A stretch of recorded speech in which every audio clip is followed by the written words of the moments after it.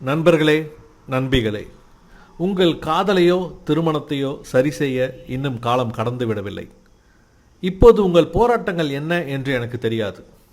இப்போது உங்களுக்குள் என்ன பிரச்சனைகள் என்று எனக்கு தெரியாது. ஆனால் நீங்கள் ஒரு ஜோடியாக எப்படி தொடங்கினீர்கள் என்பது எனக்கு நன்றாக தெரியும். அன்புடன் நீங்கள் ஒருவரையொருவர் நேசித்தீர்கள். அந்த அன்பு இன்னும் இருக்கிறது. அது புதைக்கப்படவில்லை, தொலைந்து போகவில்லை. நீங்கள் முயன்றால் அதை மீண்டும் உயிர்ப்பிக்க முடியும்.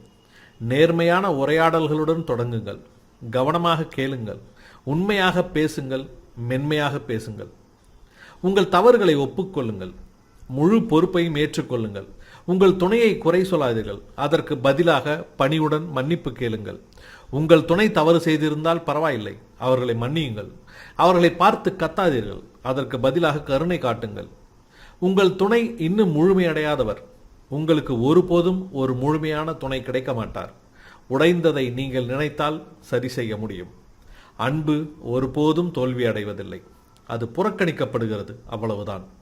அது மீண்டும் உயிர் பெற முடியும். ஒருவர் மட்டுமே உழைத்தால் எதுவும் இங்கு பலனளிக்காது. இருவரும் முயற்சிக்க வேண்டும்.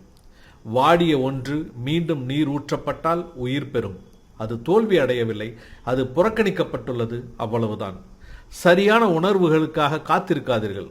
முதலில் நீங்கள் செயல்படுங்கள். உங்கள் அன்றாட செயல்களை மாற்றுங்கள். மீண்டும் அன்பாக இருங்கள். மீண்டும் உடன் இருங்கள். உங்கள் திருமணத்திற்காக, உங்கள் காதலுக்காக போராடுங்கள். இன்னும் காலம் கடந்து விடவில்லை. நீங்கள் முடிந்துவிட்டது என்று முடிவுக்கு வராதவரை இங்கு மீண்டும் அன்பும் காதலும் எப்போதும் எப்படி வேண்டுமானாலும் துளிர்க்கும். வாழ்த்துக்கள் நண்பர்களே, நண்பிகளே.